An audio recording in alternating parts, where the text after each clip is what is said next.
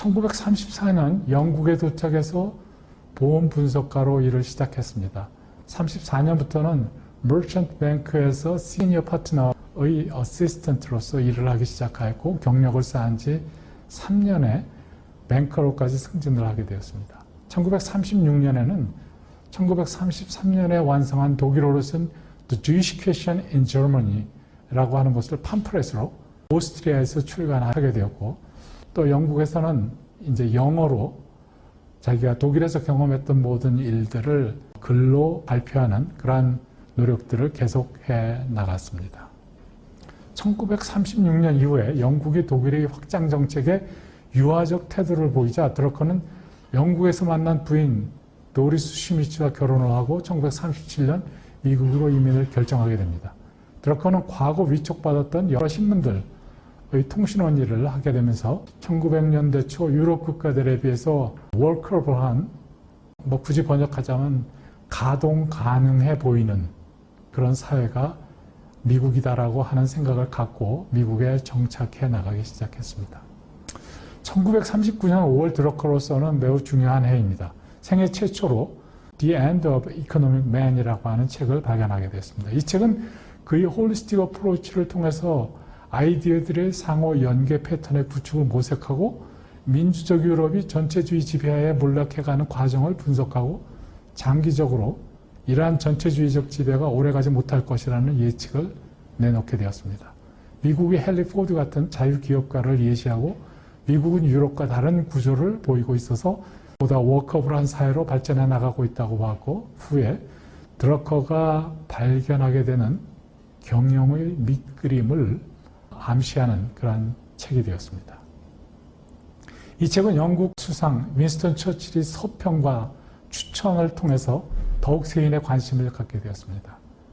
1941년 드러커는 사라 로렌스 컬리지에서 강사로 경제학과 통계학을 가르치면서 교직을 시작했습니다.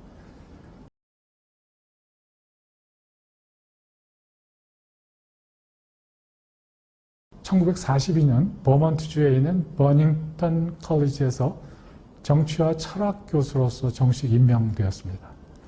여기서 에릭 프롬, 칼 폴라니 등 석학들과 교제할 수 있는 기회를 갖게 되었다고 합니다. 계속해서 좋은 저널에 많은 논문들을 기고하면서도 1942년에 그는 두 번째 저서인 The Future of Industrial Man을 발간했고, 히틀러가 몰락하고 나서 어떠한 세계가 올지에 대한 계획을 펼쳐나갈 것을 주문하면서 보다 낙관적인 분석과 제안을 하기 시작했습니다. 특히 기독교 윤리에 대한 그의 아이디어들과 그의 신념인 자유사회와 자유정부에 대한 생각을 확대해 나갔습니다. 그는 사회가 개인들에게 자유, 신분, 기능을 제공해야 된다는 주장을 강력하게 펼쳐나가기 시작했습니다. 사회의 변천, 진화를 역사적으로 분석하면서 드러커는 일해볼 만한, 가동 가능한, 수용할 만한 산업사회의 모습에 대해서 해법을 제시했던 것입니다. 기업이 새로운 로컬 셀프 가버닝 인더스트리얼 커뮤니티가 과거 중앙집권적 관료제를 대체시켜 나가야 한다고 보았습니다. 기본적으로 산업사회 노동자들이 기능을 하기 위해서는 그들이 일터 구성원으로서 자유로운 신분과 책임 있는 기능을 얻을 수 있는 일자리, 잡을 제공받아야 한다라고 하는 것을 강조했습니다. 이 아이디어는 훗날 계속 강조하고 실험해 보았으나 대중의 호응을 얻는 데는 미흡했습니다. 그래서 흔히들 이 아이디어를 일컬어 작동하지 못한 최고의 아이디어로 얘기하고 있습니다.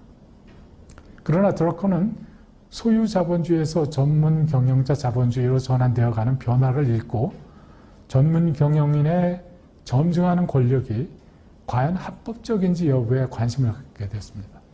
이를 분권화해서 해법을 찾는 제안을 하게 되었습니다. 분권화가 자유기업사에서 대기업들의 바람직한 패턴이자 구조임을 강조하게 된 것입니다. 슈페트의 이론을 인용하여 기업가 정신을 가진 경영 관리자의 역할과 기능을 부각시키게 되었고, 자본가보다 경영 관리자가 생산성 주체가 되어야 한다는 점에 초점을 맞춰서 본격적으로 경영과 경영자 집단에 대한 연구와 제안을 하게 된 계기가 된 것이 바로 The Future of Industrial Man이라고 하는 책입니다.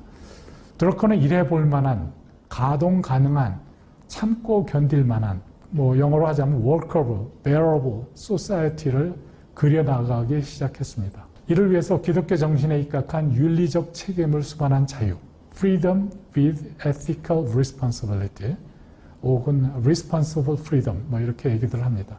인간의 사회적 환경에 대한 총체적 진단과 분석, 경제학에 대한 비판적 연구를 통해서 해법을 충고하는 등에 이어 결국 경제적 가치, 생산성 번영을 일궈내는 원동력은 경영자 집단이라는 인식에 이르게 되었습니다. 몰간, 록펠러, 와트 등을 거론하였고 당시 제너럴 일렉트릭의 전문 경영자인 오웬 영 같은 인물을 새로운 인물 중에 하나로 주목하기 시작했습니다. 이 모든 지적 탐구와 경영을 발견하게 된 계기가 드러커로 하여금 경영에 대해 보다 심화된 연구와 컨설팅의 여정을 시작하게 되었고 초창기 이러한 연구를 위해서 미국 기업들을 접근해 보려고 시도를 많이 했습니다만 대부분 거절당했습니다.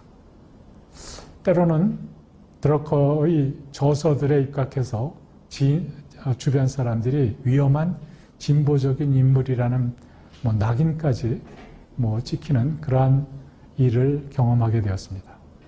그러나 The Future of Industrial Man에 대한 미국 저명 지식인들이 점차 긍정적인 평가들을 내놓기 시작함으로써 드러커는 본격적으로 미국 사회 기업들에게 유명 강사, 지필가, 컨설턴트로서 알려지기 시작했고 그러한 셀리브리티 반열에 오르기 시작했습니다. 1943년 피터 드러커는 GM 임원으로부터 한 통의 전화를 받습니다. GM 운영 전반에 대한 연구를 제안받게 되었고 드러커가 찾던 기회가 그야말로 이제 왔다라고 생각을 했습니다. 그는 소속 대학 동의를 얻어서 프로젝트를 착수하였고 이를 토대로 쓴 그의 세 번째 저서 The Concept of the Corporation 1946년에 발간됐습니다. 그가 쓴 최초의 경영 관련 도서로서 GM에서 행해지고 있는 다양한 경영 기능들, 활동들을 종합적으로 정리하게 되었고 그가 훗날 전념하게 된 경영 교육의 근간을 마련하는 계기가 되었다고 합니다.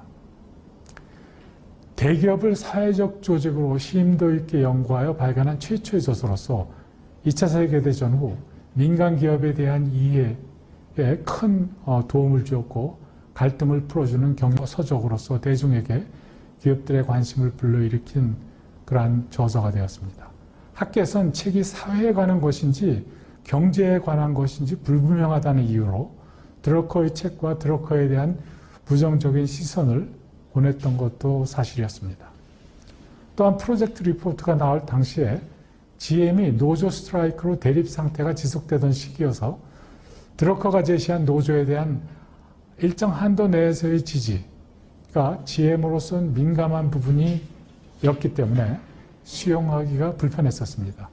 그래서 이 보고서가 오히려 일본 기업들에게 알려져서 전후 민간 기업 경영의 지침서가 되는 그런 아이러니가 초래되기도 했습니다. GM 프로젝트와 The Concept of the Corporation 출간 이후 본격적으로 경영 전문가로서의 커리어를 밟게 되었고 그의 네 번째 저서로 1950년에 The New Society가 출간되었는데 이와 동시에 드러커는 본격적으로 뉴욕 유니버시티 경영대학원의 경영학과 교수로 새 출발을 하게 되었습니다. The New Society는 The Concept of Corporation에서 다루었던 이슈들, 또 예컨대 노조 딜레마, 노동자 만족, 플랜트 커뮤니티, 분권화, 이익에 대한 관점 등등을 재정리하고 확대하게 되었습니다. 드러커가 제시한 새로운 사회는 자본주의도 아니고 사회주의도 아니었습니다.